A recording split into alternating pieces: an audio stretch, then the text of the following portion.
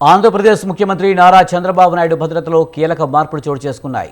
Chandrababu భద్రతలో counter action teams రంగంలోకి దిగాయి.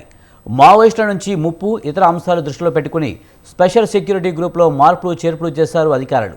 బయట నుంచి ఎవరైనా దాడికి ప్రయత్నిస్తే ధీటుగా ఎదుర్కోవడానికి కౌంటర్ యాక్షన్ బృందాలు సిద్ధంగా ఉండనున్నాయి. ఎన్ఎస్జీ, ఎస్ఎస్జీ, స్థానిక సాయుధ బలగాలకు అదనంగా 6 కమాండర్లతో కౌంటర్ యాక్షన్ టీంను ఏర్పాటు చేశారు.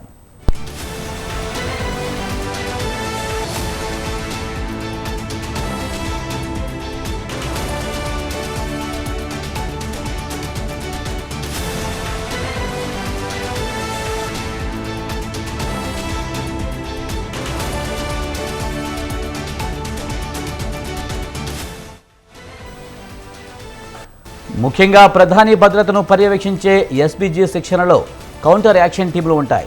ఇప్పుడు చంద్రబాబు భద్రత కోసం కౌంటర్ యాక్షన్ టీంలను రంగంలోకి దించారు. ఏపీ సీఎం చంద్రబాబుకు 3 అంచెల భద్రతలో ఉండగా మొదటి వలయంలో ఎన్ఎస్జీ, రెండో వలయంలో ఎస్ఎస్జీ పర్యటనను బట్టి అక్కడ స్థానిక పోలీస్ యూనిట్లకు చెందిన సాయుధ బలగాలు 3వ వలయంలో ఉండనున్నాయి. ఇక వీరందరితో పాటు 6 కౌంటర్ యాక్షన్ కమాండోలు సీఎం సెక్యూరిటీలో ఉండనున్నారు.